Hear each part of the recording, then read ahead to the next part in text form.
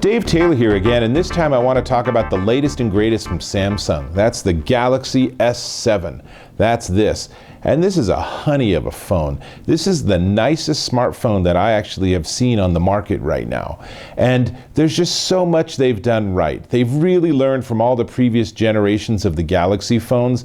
One example is, look real closely, people that had previous generations of the Samsung Galaxy phone remember with frustration how the camera stuck out. So if you put the device flat on the ground or flat on a table, it wouldn't actually be flat on the table. It would stick out a little bit. Well, the S7 solves that problem, and it solves that problem with a pretty extraordinary camera.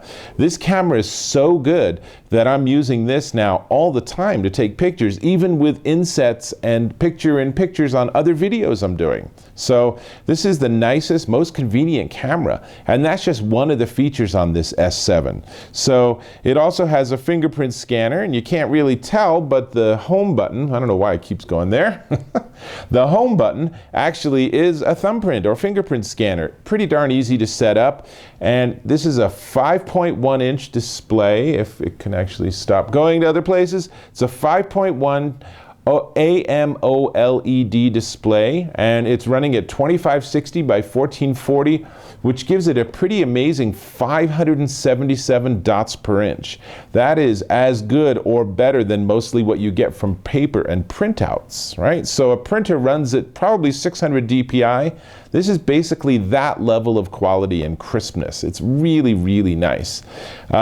The rear camera is the nice one. It has what's called dual pixel, which gives it super fast autofocus, and like I said, it's very crisp.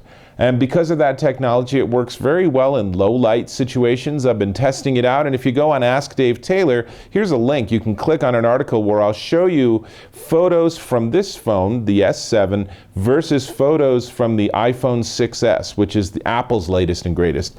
You know what? This does a better job. It does better pictures. The front-facing camera is a 5-megapixel camera. You know, quite adequate, certainly great for selfies and for when you're doing video chats, for those of you that like to do that.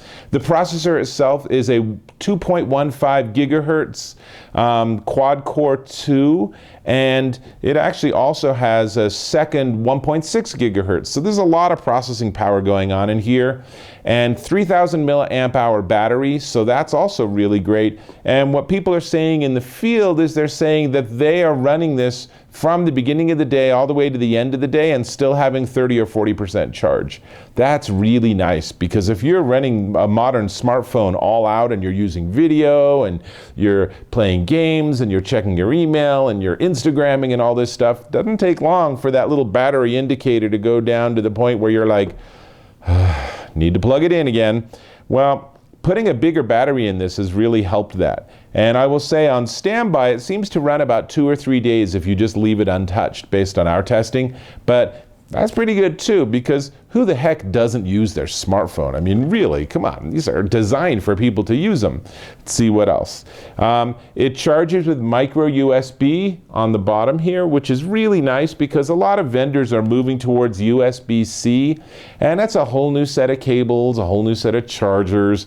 And I understand the move towards it because it is a better technology, but I like that I can use existing cables and existing docks and such. So another point for the Galaxy S7. Let's see, it's water resistant. I have opted not to test it because this is only a loaner from AT&T. And I'm pretty sure they'd get pretty upset if I dropped it in water and they said, oh, that's not what water resistant means. Yikes. So we're not testing that, but what Samsung says is that if you drop it in a puddle, if it falls into the sink and you pull it out real quick and such, you're fine. It's not going to damage the phone. Pretty cool. Apparently there's also moisture sensors in the connectors. So if you try to connect it and there's moisture sensed, then it actually won't charge and won't make the connection to make sure there's no short. So pretty slick. Running Android 6.0 Marshmallow, the latest and greatest version of Android, and that's a win too. And let's see what else. Samsung Pay, well, that goes without saying. Is that Apple Pay? Is it as widely accepted? Is it something that you're going to be using a lot? Well, that's up to you, but it's nice to know that that feature is supported. And one of the other things that's interesting about this is that this is the first phone, you can see here, I've turned it off. but the display is still on. So this is what Samsung calls their always-on display, and you can customize it. Or if you really, really want to be super fastidious about your battery life, you can turn it off. But I kind of like it because then when it just like is sitting on the table, it's working and I can glance over and I can see what time it is. That's pretty nice, actually. And let's see. No removable battery, though you can put in a micro SD card. So you can actually, it comes with 32 gig of storage, but you can put up to 200 gigabyte more.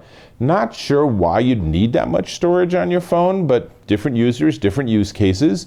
I like that it has the micro SD. Again, that was something that was lacking in the S6 because they actually took the micro SD support out and people had a heart attack. And so now the micro SD support is back, which is great.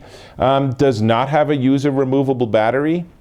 You win some, you lose some. I think that's going to be something that's going to be from the past, actually, because more streamlined designs and more tight, and certainly like with water resistant and stuff, having the back be able to pop open to change batteries makes that a little harder to accomplish.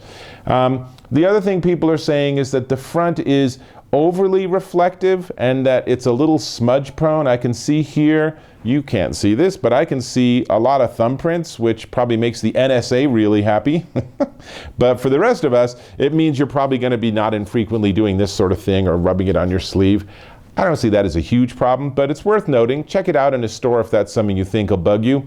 Anyway, Samsung Galaxy S7, really, really awesome Android phone.